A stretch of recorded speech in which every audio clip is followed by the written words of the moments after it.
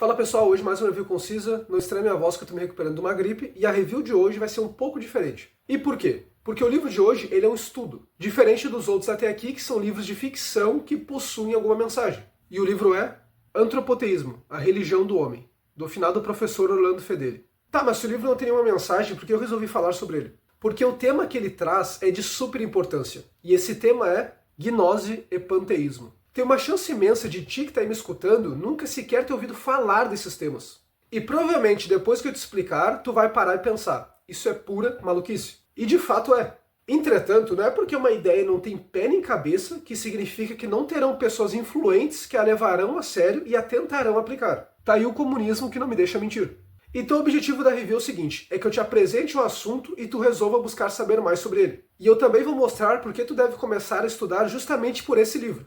E uma observação, eu não vou poder entrar a fundo nos temas justamente porque deixaria de ser a review concisa e seria a review extensa. Então eu vou meter o necessário explicando a gnose e o panteísmo em sua forma mais raiz, desconsiderando as variações que tiveram entre vários grupos. Começando com a gnose.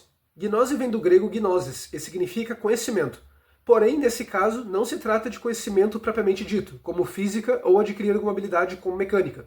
E sim saber que tu aí, e eu também, somos na realidade uma partícula divina, ou seja, um pedacinho de Deus aprisionado na matéria. E calma que vai piorar. O mundo inteiro, toda a criação seria maligno, e tudo mesmo, roupas estão incluídas, porque a matéria foi criada por um Deus falso, chamado Demiurgo, justamente para aprisionar as inúmeras partículas divinas resultantes de uma queda da divindade neste mundo. Essa divindade seria o verdadeiro Deus, entretanto é um Deus impessoal, não interage. E também não é perfeito, afinal ele caiu justamente por ter uma imperfeição em si mesmo. E o mal no mundo ele seria ontológico, ou seja, ele existiria de fato. E não seria apenas uma ausência do bem. E a razão é totalmente desprezada. E por quê? Nós aprendemos coisas como pelos sentidos, visão, tato, etc., que são do corpo, e pelo intelecto, que é da alma. Caso tu seja materialista, será do cérebro. E como tudo isso é criação de um Deus do mal que quer te aprisionar, logo não pode ser confiável. Porque se tu parar para pensar um pouco na vida, tu vai ver que esse papo de gnose não se sustenta. Logo, eles concluíram que os instrumentos da razão são feitos para te manter aprisionado. Então eles acreditam que esse conhecimento, essa gnose, é de caráter intuitivo e irracional. E no meio disso tudo se inclui também a moral, já que o certo e errado que seriam conferíveis pela razão também seriam falsos. O que vai gerar uma postura antinomista, ou seja, desprezo por leis. Além disso, é interessante citar outros pontos como rejeição da fidelidade conjugal, rejeição da propriedade privada e rejeição da hierarquia, já que todos no fundo seriam partículas divinas. Qualquer semelhança com o movimento hippie não pode ser coincidência. Embora seja válido destacar que algumas seitas gnósticas faziam diferença entre pessoas. Também há um repúdio pela fertilidade, já que com o nascimento, cada criança que nascia seria mais uma partícula divina aprisionada e atrasaria o retorno de todas as partículas à divindade. O que vai gerar um ódio pela mulher, já que é ela que carrega a criança e dá à luz. Todo esse repúdio pela moral vai resultar em práticas abomináveis que abordarei mais adiante. E olha que eu nem vou falar as piores para não estragar teu dia, e nem o meu relembrando elas. E tendo noção disso, tendo esse conhecimento, essa gnose, tu libertaria tua partícula divina da próxima encarnação, retornando à divindade. E sim, desprezo pela matéria, reencarnação, partícula divina e retorno à divindade são presentes no budismo. Esse pensamento gnóstico vai constituir as primeiras heresias da história, chamadas de gnoses cristãs. Por mais que esse nome gnose cristã seja uma contradição entre termos. Nas quais vão tentar conciliar Nosso Senhor Jesus Cristo com esse monte de coisa. E vai gerar ideias bem bizonhas.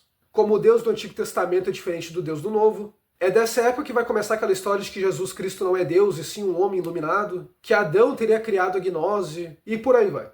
As diversas seitas e suas variações estão bem detalhadas no livro. A principal delas que vale a pena ser citada é o maniqueísmo, originada na Pérsia, atual Irã, que foi muito forte, que foi combatida por vários santos, como Agostinho, que inclusive fez parte dessa seita quando era jovem, como ele mesmo diz no Confissões, sua autobiografia que vou trazer para o canal no futuro próximo. E o maniqueísmo ele vai influenciar uma seita que vai se tornar tão poderosa que vai gerar uma cruzada dentro da França, que é sempre lembrada como um exemplo de cristandade.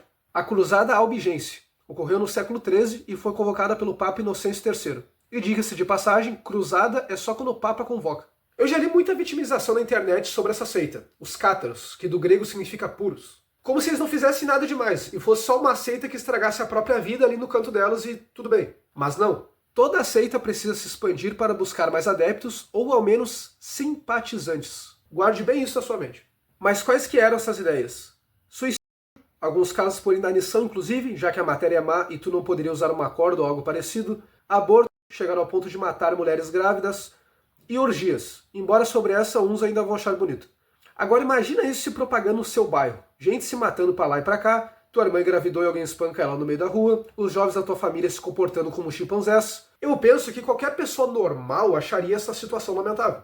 Tá, mas por que é importante saber disso hoje? Porque são justamente esses conceitos, sejam apenas ideias gnósticas ou o próprio sistema com variações, que vai influenciar, junto com o panteísmo, eventos como Renascimento, com seu antropocentrismo, o protestantismo, com a negação da hierarquia, Revolução Francesa, com a deusa razão, Romantismo alemão, que apenas os adeptos entendiam o real significado dos escritos, Movimento hippie, que parecia uma continuação da seita dos euchitas, e o modernismo, com a experiência interior do romantismo. E tem bem mais características, tá? Isso é só o que eu lembro de cabeça. Então eu te pergunto, um pensamento tão influente como esse, e tão presente, afinal nós vivemos no modernismo, não deve ser estudado? Tu pensa que a decadência moral vigente é algo orgânico, veio de fato das pessoas ou de cima para baixo? Tire suas próprias conclusões. Enquanto o gnóstico demoniza a matéria e se vê como o próprio Deus, o panteísta vai por uma via diferente. Inclusive é bem mais simples de explicar. O panteísta enxerga o mundo inteiro como sendo a divindade. Não no sentido de que as coisas criadas refletem a existência de Deus, mas sim que as coisas criadas são Deus. O que inclui nós mesmos. E a implicação lógica disso é óbvia. Nós seríamos seres divinos. Ao contrário da gnose, o panteísmo ele é racionalista. Como os instrumentos da razão são materiais e a matéria é divina, logo a razão é exaltada. Todavia, é uma razão com viés cientificista, ou seja, é materialista e aceita apenas o método científico. E enquanto o gnóstico busca sua redenção pelo conhecimento específico, o panteísta busca sua ascensão pelo conhecimento científico. Ele busca a utopia, o paraíso na Terra, onde todos os problemas serão solucionados pela ciência. Inclusive há várias menções sobre o Jardim do Éden, mas é difícil saber se isso é apenas uma alegoria ou se de fato acreditavam nisso. Ou até mesmo ambas opções, o que é mais provável. Qualquer semelhança com o transhumanismo não é coincidência. E para finalizar, por que tu deveria estudar por esse livro que eu tô aqui te apresentando? Por dois motivos. O primeiro motivo é que o professor Orlando foi um cara muito estudado, e ao invés de eu falar aqui que ele era doutor em História e que palestrou pelos Estados Unidos e Europa, eu recomendo que acessem o site da Montfort. Vou colocar o link no primeiro comentário fixado. É um site de apologética, no qual mandavam cartas fazendo críticas ou questionamentos sobre a fé católica e ele respondia. Entendia de história, filosofia, catolicismo, esoterismo, outras religiões, dá para aprender muita coisa por lá. E o motivo pelo qual vale a pena estudar por aquele site é também o segundo motivo para ler esse livro, que é citações. O livro é cheio de citações de obras sobre autores importantes sobre o tema, como Hans Jonas e Gerson Scholem, e até obras de autores gnósticos, como Hermes Trismegisto, do Hermetismo, e Novalis, do Romantismo alemão. Então tu não vai correr o perigo de ter um autor citado e tu não saber se ele falou de fato aquilo ou se não é uma frase fora de contexto. O que torna o estudo muito tranquilo, sem aquele medo de estar lendo alguma bobagem e ter que passar mais tempo cruzando informação do que lendo o livro.